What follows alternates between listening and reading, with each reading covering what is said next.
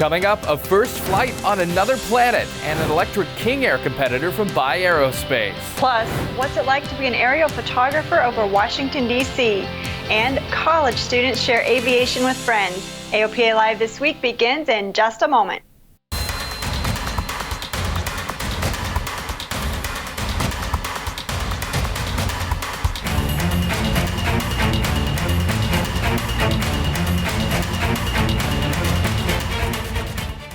This is AOPA Live This Week with Alyssa Cobb and Paul Harrop filling in for Tom Hayes. The future is looking electric. Bye Aerospace just announced a new electric twin designed to compete with the King Air 260. The 8-seat E-Flyer 800 will cruise around 280 knots with a 500 nautical mile range. It will use new lithium-sulfur batteries. Now, that range is much shorter than a King Air, but Bye says that's enough to fill most missions that turboprops fly now.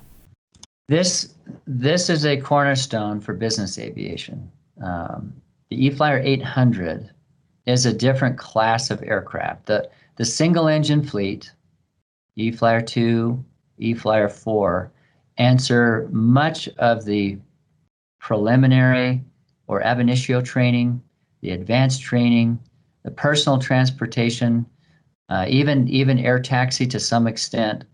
But business aviation starts with the great turboprops, the legacy classic aircraft that are in operation today.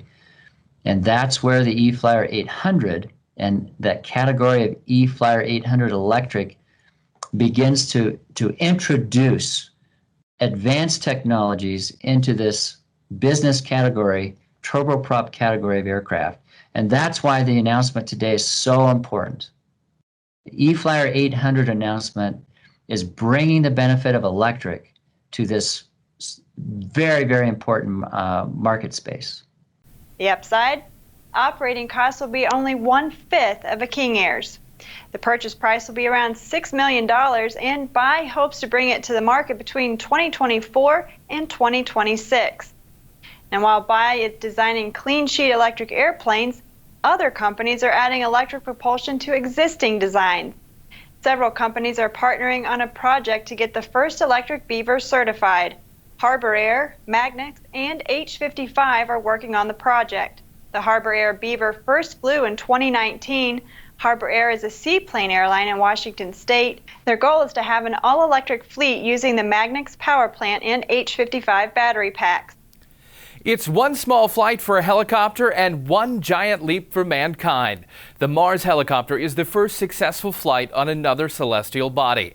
In this video from the Perseverance rover, you can see the Ingenuity helicopter take this historic flight. The chopper flew to an altitude of 10 feet, hovered, and then touched back down on the surface of Mars. The 4-pound extraterrestrial whirlybird will help figure out the future of flight on the red planet. And HAI, the Helicopter Association International, is lauding the feat, the group changing their name for one day only to the Helicopter Association Interplanetary. HAI pointing out the challenges of flying a rotorcraft on Mars. They say it's like flying a helicopter 100,000 feet above Earth. To pull it off, the rotors had to spin at 2,400 RPM. Compare that to choppers here on our planet, where the main rotor RPM is usually between 225 and 400 RPM. Well, the FAA has finally recognized what most pilots have been doing for years, and now they've officially blessed the practice. If you learned to fly in the last century like I did, well, all of us, it was drilled into you that you had to get a briefing from flight service.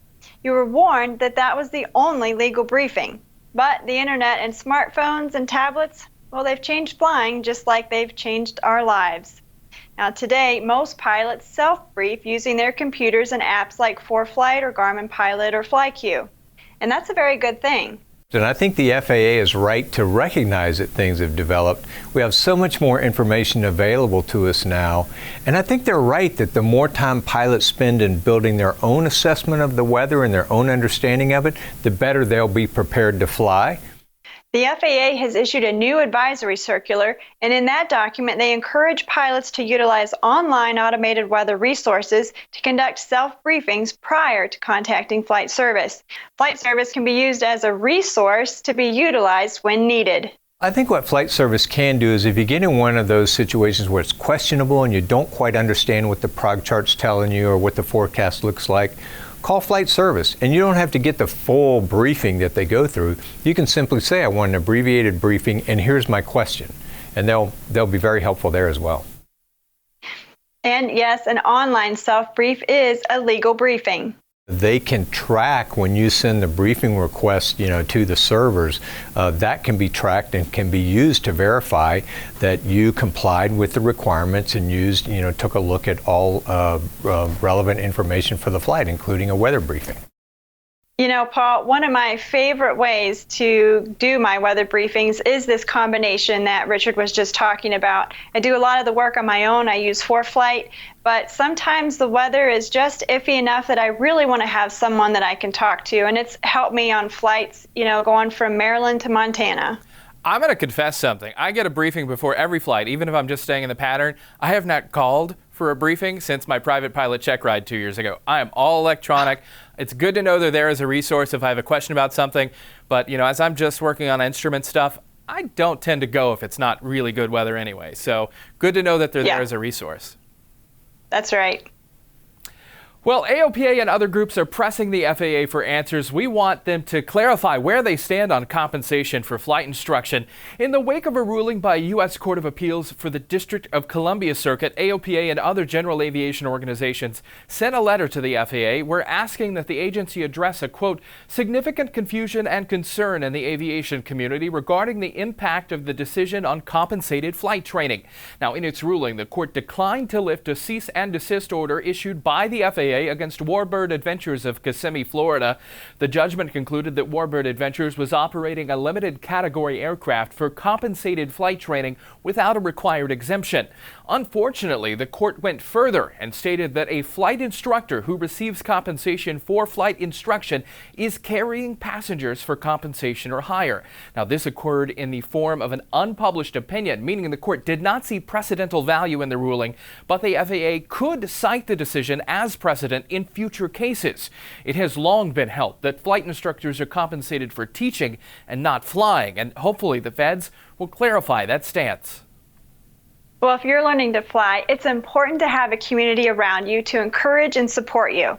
At the University of Georgia in Athens, the students formed a club to enjoy aviation together. AOPA Live's Josh Cochran has the story. Who says young people aren't interested in aviation? At the University of Georgia, there's a thriving community of students in the UGA Aviation Club. The club gives students a place to gather and enjoy a shared passion for aviation. So really, our number one goal and our mission is to get students in the air. The group hosts bi-weekly meetings and takes GA trips together. So some events we did last semester, we did a 6-aircraft flyout to Knoxville. We also did a fly-in with, our crosstown rivals, Georgia Tech. They have a huge aviation club. And then this semester, we're actually hosting our first fly-in at the Athens airport. And there are many knowledgeable pilots in the group. Over a dozen members are private pilots, and there are several CFIs. So there is just a ton of aviation experience in this club, way more than I ever expected when I joined. But the club also gives non-pilots a chance to get their feet wet in the world of aviation. I think the most rewarding thing about the UGA Aviation Club is seeing how many people have gotten into the aviation community that had no idea what general aviation was before they joined the club. And they just showed up to a meeting, stepping out of their comfort zone to see what it was about because they had a fleeting thought about being a pilot as a career, and they showed up and they fell in love with it, and they enjoyed being around the people in the club, and they ended up going through training. And the group is helping students make progress towards their aviation goals. They're giving away a scholarship for private pilot training for one UGA club member. And it really speaks to the selfless nature of the people who are running this club. It's not just a resume builder for them. They take their mission of making aviation more accessible to UGA students very seriously. Incoming President Amelia Green recognizes the value of scholarships. I was a recipient of the You Can Fly High School Flight Training Scholarship with AOPA in 2016. That was the number one thing that motivated me. And I was like, well, if I can get this, I really want to do this. And the club is drawing more women to aviation. Now in the University of Georgia Aviation Club, we've achieved 50% female membership, which is a huge milestone not only for the club, but for the university. And I think aviation in general, since it is a male-dominated industry. one of the best things, in my opinion, is just seeing this diversity in the club and seeing this growth of aviation as a whole. Josh Cochran, AOPA Live. Well, there are over 50 students in the group, and the club leaders are working to grow it even more. That is great. Good for them. Well, coming up after the break, a look back at our first air show in a long time. Sun and Fun 2021 is a wrap. And meet the pilot couple that takes beautiful aerial photos over Washington, D.C. We'll be back in a moment.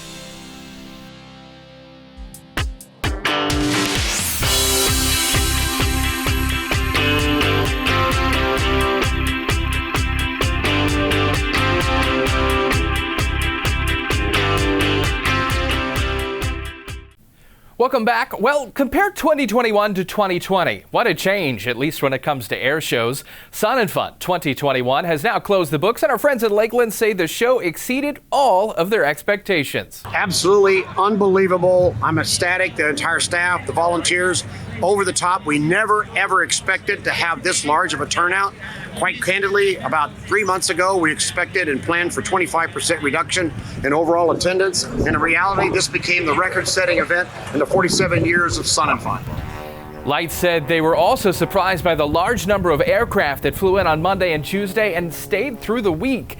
Daily crowds exceeded 30,000 folks, according to Sun and Fun estimates. They had to get extra camping space and more parking space and even change their entrance procedures. So everything was bigger than we've ever seen before. The lines to get in got so huge that we just had people show their phone or a piece of paper that said they paid, and we just waved them in and said, don't worry about a wristband, just go on and enjoy the show. And enjoy the show they did. Sun and Fun was the first opportunity for most air show enthusiasts to see the Blue Angels perform with their new airplanes. This year, the demonstration team is flying the FA-18 Super Hornet. They flew the Legacy Hornet for some 34 years, and it was the first time in a long time for some of the other acts to ring it out in front of a crowd. Not much new was announced at Sun and Fun this year, though. Perhaps manufacturers were unsure of what kind of crowd would be there, and usually most companies hold their big news for an announcement at AirVenture. But King Schools did announce a new free video course, Understanding Aircraft Marshalling, and that's designed to help pilots quickly learn the signals the ramp guides use to move aircraft. The 20-minute video can be found on the King Schools website. Could come in handy for the next big air show you fly into. And things were pretty busy at the AOPA 10 at Sun and Fun as well. Now, of course, lots of folks had to take a gander at our stunt double for the AOPA Sweepstakes Grumman Tiger. The actual aircraft wasn't ready to fly to Sun and Fun, but the stunt double did show pilots what the new panel in the Sweepstakes aircraft will look like. And we had a full slate of seminars, too. One seminar included a live discussion between Richard McSpadden of the AOPA Air Safety Institute and NTSB Chairman Robert Sumwalt. Now, you may recall that Richard had previously sent a letter to the NTSB saying the board recommendations that all Part 91 passenger revenue flights be required to have an FAA-approved and monitored safety management system was simply too broad. That debate continues. Once money is exchanged for goods and services, there should be a higher level of care, a higher standard of care. And so one of the things that I think that we're not exactly aligned with AOPA on is the requirement we want there to be safety management systems required for any revenue passenger carrying operation. Mm-hmm. And our position from AOPA is that leveling that requirement on all revenue generating operations doesn't fully appreciate in our mind the kinds of revenue generating operations that happen under Part 91. Some of them, even under Part 135, some of them are single pilot, single aircraft, and to ask those people to implement an SMS program and then ask the FAA to have oversight over that program, we felt like was too broad and too onerous, quite frankly. And I think one of the major areas where sometimes we disagree is that we all know that you can make operations safer by regulating them more, but you can regulate to the point that it strangles it.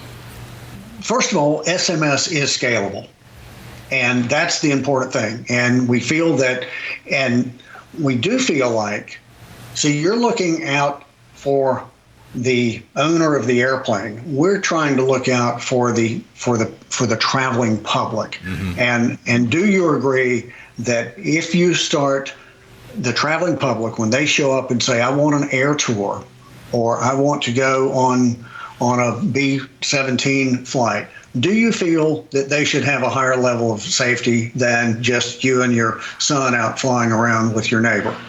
I do. I also think the mechanisms are in place already to ensure a level of safety that's appropriate for the operation. Now that exchange was condensed quite a bit. It's worth going on our website or YouTube channel to see the complete discussion with the NTSB chairman. And you can find all of our seminars presented at Sun and Fun on those channels. Sun and Fun demonstrated that large aviation events are back, at least in the U.S., but folks in Europe going to have to wait a bit longer to get their general aviation fix. Aero Friedrichshafen, which usually happens about the same time as Sun and Fun, had already delayed until July of this year because of the COVID-19 pandemic. Well, now they've delayed it all the way until next year. Europe has some pretty stringent travel restrictions due to the pandemic and is trailing the U.S. in vaccinations. The final NTSB report on the B-17-909 crash is out. Failure to properly manage a loss of engine power was the probable cause found by the board. The crash happened in October 2019 in Windsor Locks, Connecticut. It killed 7 people and injured 7 others. Now, the NTSB investigation concluded that inadequate maintenance while the aircraft was on tour contributed to the crash. The NTSB found that while the Collings Foundation had a safety management system on paper, it had not been effectively implemented by the organization. The NTSB also cited inadequate oversight by the FAA as a contributing factor in the crash. Well, we all love to fly our own airplanes, but many companies are working on autonomous technology as a more efficient way to transport cargo and people. California startup Xwing is working to retrofit GA airplanes for autonomous flight. They just released video of an autonomous Cessna Caravan completing a gate-to-gate mission with obstacle avoidance on the ground and in the air. Now, of course, there were safety pilots on board. The company wants to target the shorter range cargo market. There are so many interesting ways to make a living in the aviation industry. AOPA Senior Features Editor Julie Walker has the story about a company that uses GA airplanes for aerial photography over Washington, D.C. From the farm to the nation's capital, Susan and Dan Hedenberg own a small company that specializes in aerial photography over Washington, D.C., in some of the most restricted airspace in the world. I'm the pilot. I drive. He's not a photographer. We are both commercial pilots. But with our aircraft, we have 2 Cessna 172s that are set up for photography. And I sit in the right seat until we get to the site, and then I go in the back and shoot out the back side windows, or if we're doing verticals, work the equipment from the back. Susan and Dan have a unique set of skills that come together perfectly for the mission. Because of the fact that Dan and I are both retired air traffic controllers and we're familiar with the FAA system and the airspace around Washington, D.C., our specialty has been flying in restricted and prohibited airspace. A lot of other aerial photographers just don't want to deal with it. It takes a lot of preparation and coordination before the flight. Susan spends hours reaching out to numerous federal agencies before takeoff. Be very aware of the airspace. You have to make sure you stay on your altitude. You need to tell ATC where you're going to be, if you're going to turn, if you're not, that type of thing. And we're used to that, so it's not, as routine stuff for us. One of the keys to success is the teamwork between Dan and Susan. We've been together a long time, and I have on occasion had to fly with other people because he wasn't available, and I don't like it at all. We pretty much read he reads my mind, or he knows what to do. I totally trust him, and not a lot of people can say that. Dan and Susan shoot a variety of subjects for a range of clients. They work for international construction companies shooting progress photos, contract with government agencies, and take environmental survey photos. Why do we do aerial photography? It's a challenge. It can be a challenge. It's something different every day. We get to go cool places that It's what I put on my website. We fly where a few people have gone before. After the busy flights, Susan and Dan touched down on the short grass strip on their farm in Stafford County, Virginia. Like I say, it appears to be more challenging than what it really is. Well, you know, that's kind of a relative term. It's 2,000 feet long, but there's a bend in the middle. It's uphill, it's slanted. There's power lines at both ends, and it's surrounded by 80-foot trees. But like you said, not a problem. Not a problem. At the farm, they do all the photo processing, enjoy the scenery, and Susan enjoys her other passion. My passion, of course, is flying. Susan's passion has always been horses. Even though she has a commercial pilot's license,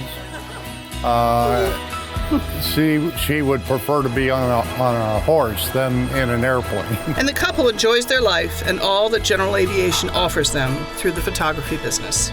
We're pretty happy at doing what we're doing. We're pretty lucky people, and we have a cool job and a cool place.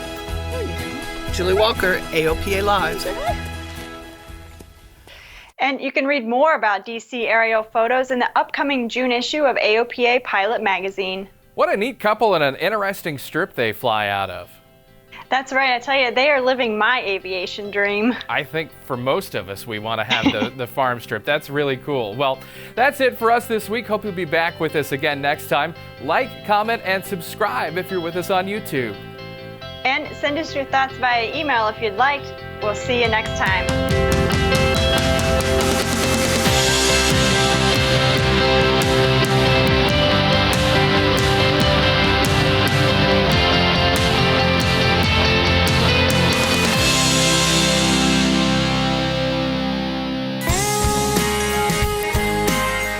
I'm a full-time filmmaker, and I integrate a lot of flying in with that and primarily produce film and videos around aviation.